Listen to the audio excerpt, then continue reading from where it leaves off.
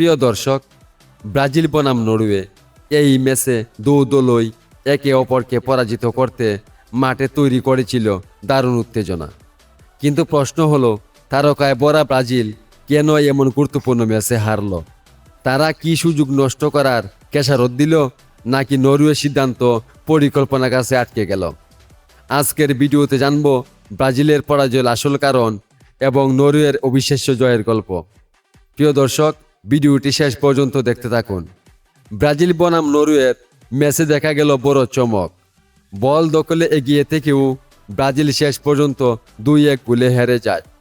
ব্রাজিলের সবচেয়ে বড় সমস্যা ছিল গোলের সুযোগ নষ্ট করা। আক্রমণে ভালো জায়গায় গিয়েও সিদ্ধান্ত ভুল করেছে তারা। রক্ষণভাগেও ব্রাজিল ছিল দুর্বল। ফাঁকা জায়গার সুযোগ নিয়ে নরওয়ে দ্রুত পাল্টা আক্রমণ চালায় এবং গোলের সুযোগ তৈরি করে। মাঝ মাঠে নিয়ন্ত্রণ হারানোর কারণেও ব্রাজিল চাপের মুখে পড়ে যায়। অন্যদিকে নরওয়ে খেলেছে দারুণ পরিকল্পনা নিয়ে। শক্ত রক্ষণ, দ্রুত আক্রমণ এবং দলীয় সহযোগিতার মাধ্যমে তারা ব্রাজিলকে আটকে রাখে। গোল করার পরও তারা রক্ষণে মনোযোগী ছিল। এই ম্যাচ প্রমাণ করেছে শুধু বড় নাম থাকলেই জয় পাওয়া যায় না। সঠিক পরিকল্পনা, পরিশ্রম ও সুযোগ কাজে লাগাতে পারলেই শক্তিশালী দলকে হারানো সম্ভব।